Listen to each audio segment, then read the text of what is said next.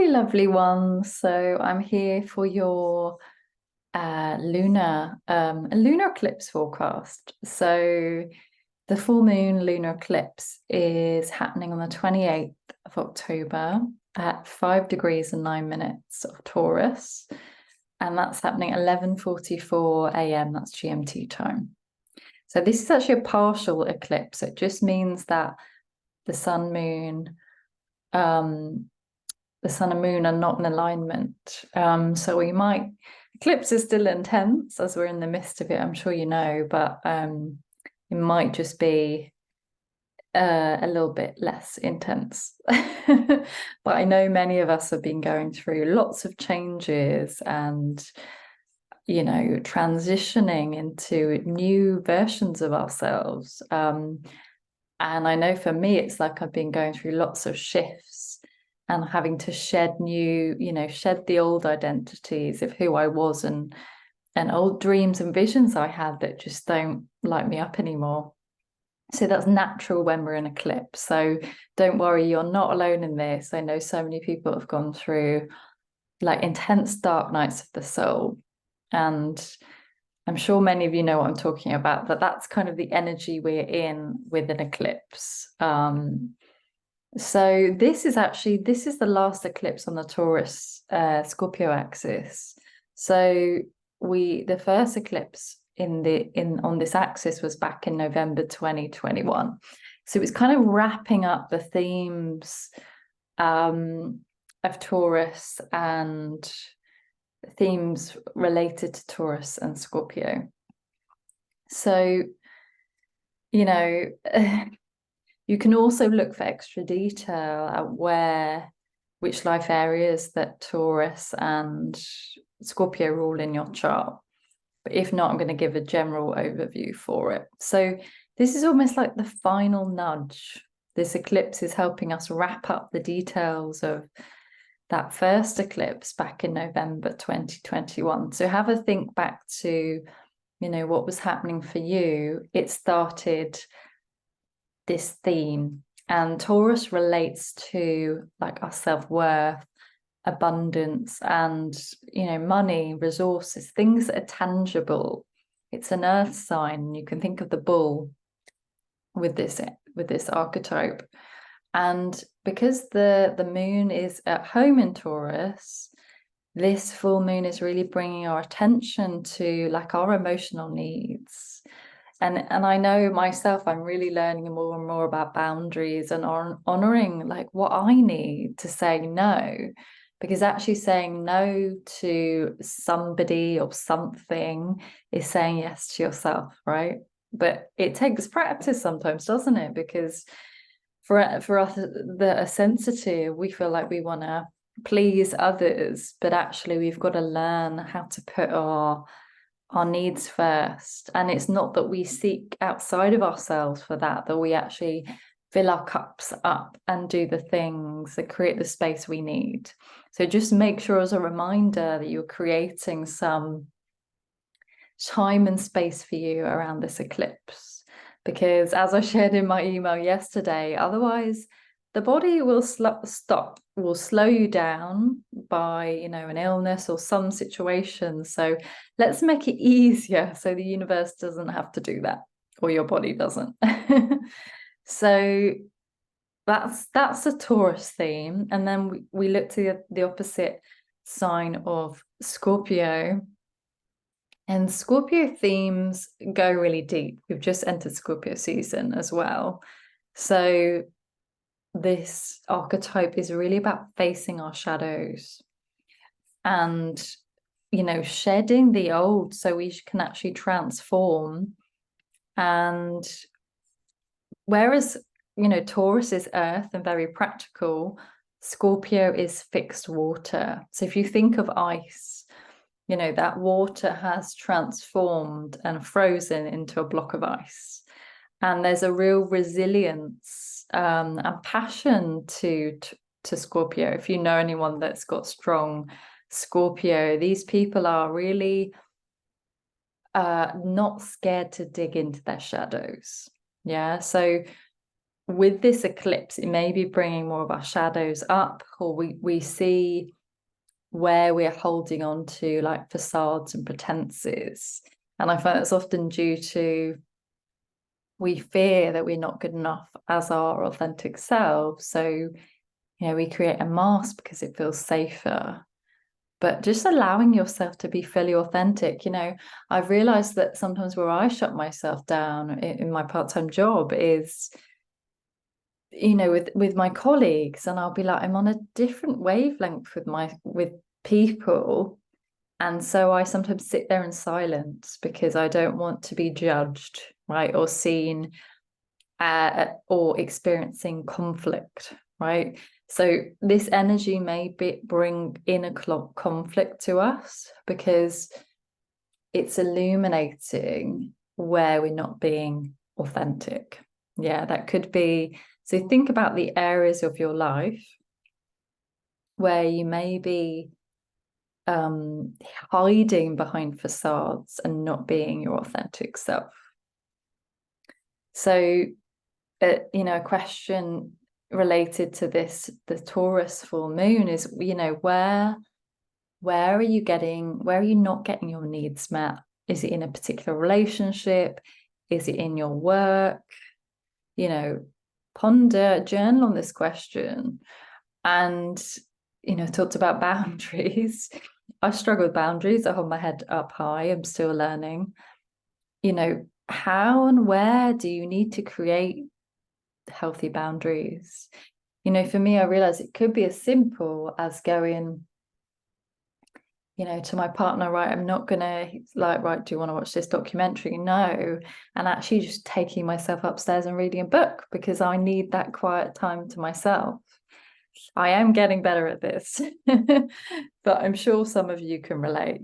And with a full moon, of course, it is bringing everything to the surface. So there may be, you know, old patterns throughout this eclipse season that you thought you'd dealt with that are coming up again and going, oh, look at me, I'm still here. So stick with it. So, you know, with that polarity with Scorpio, with the full moon opposite Scorpio, we are being asked to dig into the unknown. And the unknown is a difficult place, right? Isn't it? Our unconscious, where things are intangible and things feel mysterious. We can't quite pinpoint them. You know, if you ever had a really vivid dream and there's more of a feeling about it rather than it making sense to you, that's the Scorpionic realm we're in. And if you think as an archetype, Scorpio is actually, the symbol is the scorpion and it sheds its skin. So this is the theme of transformation that we're in at the moment, but that, you know, we're having to balance those two needs of Taurus, like how can we slow down and smell the roses and really enjoy those earthly pleasures, you know, being present in the body, being more connected to our body, right? I know as creatives, we can live a lot in our heads. So what can you do to bring yourself ground into your body? And versus this need of Scorpio to delve into that unknown territory, right? To be aware of, you know, what patterns keep surfacing for you, what thoughts are in your subconscious that you want to change. Because actually that awareness, you're 80% there once you notice that pattern or that thought. And we've got Mercury, Mars opposite the full moon. So there could be, which are in Scorpio, there could be almost a real sense of unexpressed anger or, you know, like deep desires that are being brought to the surface that you may have buried because you thought, you know, you didn't believe that you were capable of creating that. So there might be things that want to be acknowledged. And I'm also learning this, there is a way to express anger in a healthy way, right? Anger is not bad. It just shows us maybe where somebody's crossed over our boundary. So just acknowledging your anger, finding a way to release it. You know, for me, it's painting, letting it go. Maybe you need to journal it out. Maybe you need to dance it out and connect with that energy of Kali and that wild feminine, you know, in you. So it's not an easy aspect. And there may be like this real surge of, you know, like inner tension or frustration that is bubbling up that you need to release. So give yourself that space. And, you know, with the Scorpio archetype, you know, if you know anyone with this energy, they're really good at having those deep conversations that probe deep into your deepest, darkest fears and challenges, you know. But those people are, you know, I found I've got a friend that recently was having a conversation with, and she really got me to see something from a new perspective. I think she's got Scorpio moon actually. And I was like, oh, I hadn't thought of it like that. So, you know, having those maybe uncomfortable conversations can sometimes give you that clarity that you're looking for. And because they're in the Scorpionic realm, you know, there's themes of transcending that phoenix rising out of the ashes is an image, but also there is the shadow side of that is about manipulation and control. So, you know, where in your life are there themes of maybe manipulation and control? You know, maybe it's the way, for example, for me, I sometimes can get stuck into the how I'm going to create, you know, more resources in my business, how am I going to bring in more money in my business, and I get stuck into the how and I start controlling how it's going to come. So just noticing how that's playing out for you.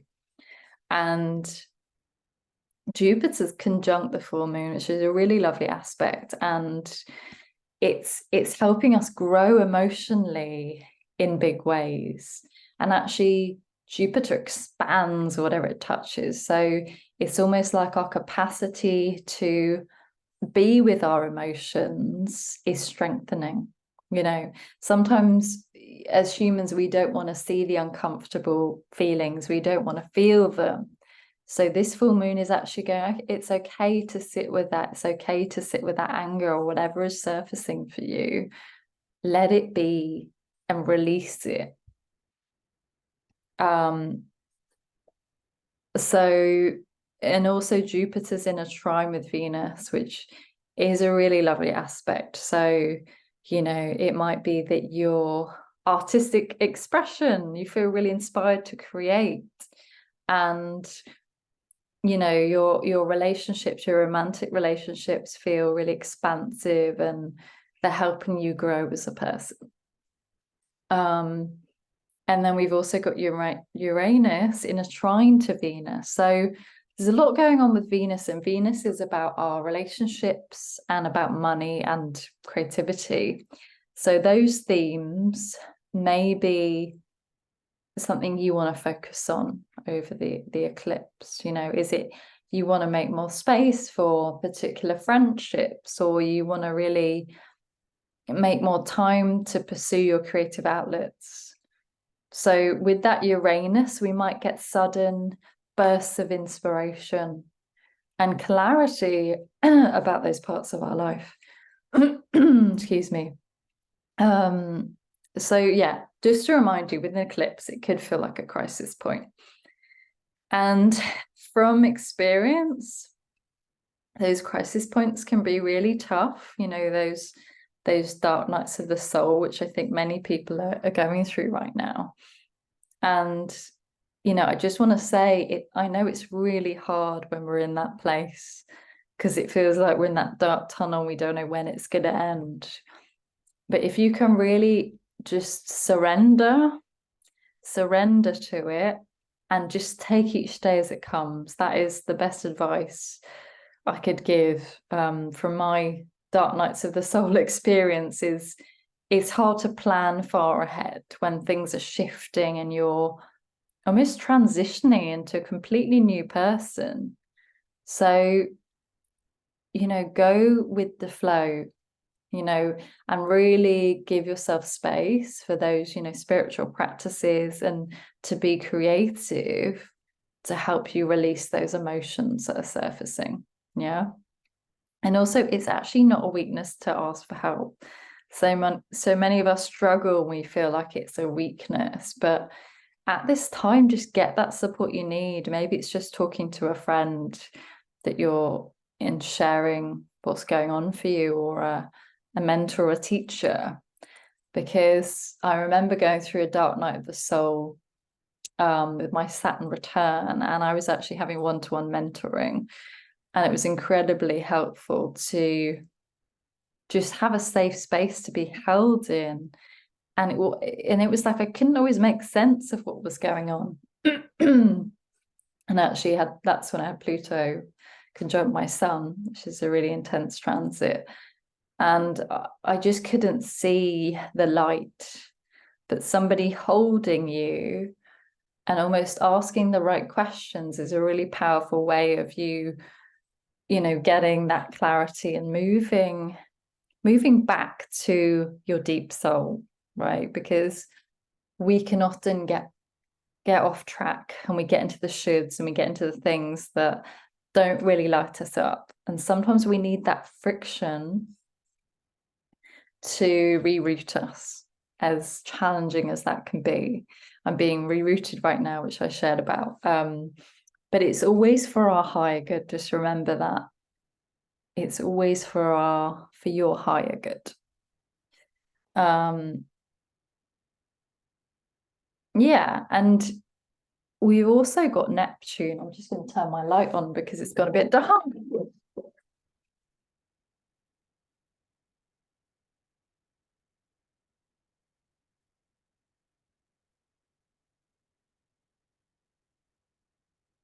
That's better. And we have got Uranus also in a trine to Pluto. So there could be karmic endings here with relationships, or just letting go of the way you've been controlling situations.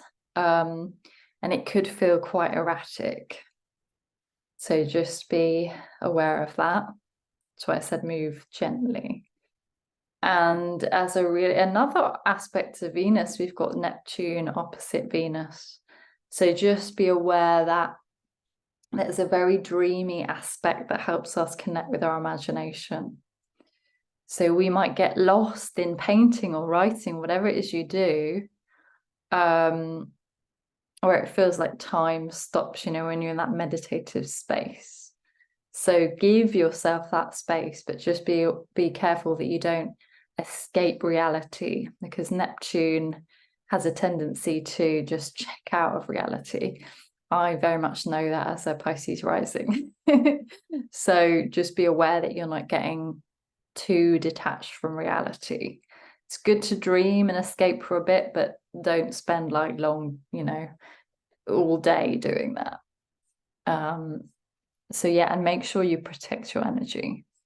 If that's imagining a golden bubble around you, and I often say this, I do this every day, and I call them my healed, wise, and well ancestors, and just say, please protect my energy so that only positive thoughts and energy can enter my energy field.